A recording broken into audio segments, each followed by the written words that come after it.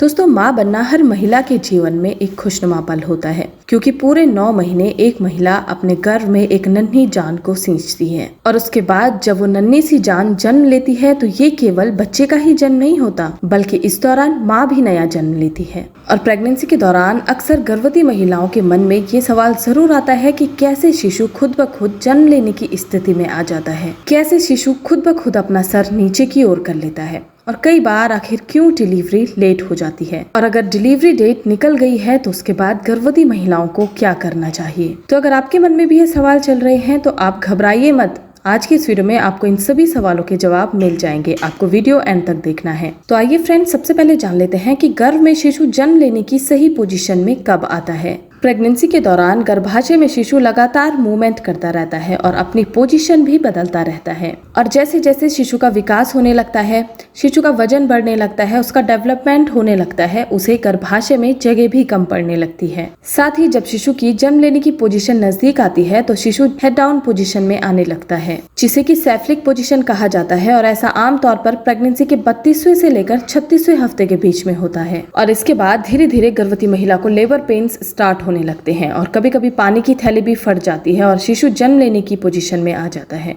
अब जान लेते हैं कि गर्भ में शिशु जन्म लेने की सही पोजीशन में कैसे आता है। माँ के गर्भ में बच्चा पूरे 9 महीने तक विकसित होता है, और ऐसे में जब जन्म लेने की बारी आती है तो उस दौरान माँ खुद से कुछ भी नहीं करती, बल्कि बच्चा खुद ब खुद जन्म लेने की पोजीशन में आ जाता है। और इसके बाद बच्चे के सर का प्रेशर पेल्विक एरिया पर यानी कि गर्भाशय ग्रीवा पर धीरे धीरे बढ़ता रहता है, जिसकी वजह से गर्भाशय ग्रीवा खुलने लगती है, यानी कि बच्चेदानी का मुंह खुलना शुरू हो जाता है। और इसका यही मतलब होता है कि बच्चा जन्म लेने की सही पोजीशन में आ चुका है। अब जान लेते हैं कि बच्चे के जन्म लेने में देरी के क्या क्या कारण हो सकते हैं। तो दोस्तों, सबसे पहले आपको बता दूं कि ऐसा जरूरी नहीं है कि डॉक्टर ने आपको डिलीवरी की जो ड्यू डेट दी है उसी डेट पे बच्चे का जन्म हो। कुछ महिलाओं की डिलीवरी डेट से पहले भी हो जाती है, तो कुछ की डिलीवरी डेट निकल जाने के बाद भी हो सकती है। लेकिन दिक्कत तब होती है जब महिलाओं को लेबर पेन्स शुरू होते ही नहीं है। तो इसके पीछे बहुत से कारण हो सकते हैं। तो इसका सबसे पहला कारण है बच्चे की जन्म लेने की सही पोजीशन में ना आ पाना,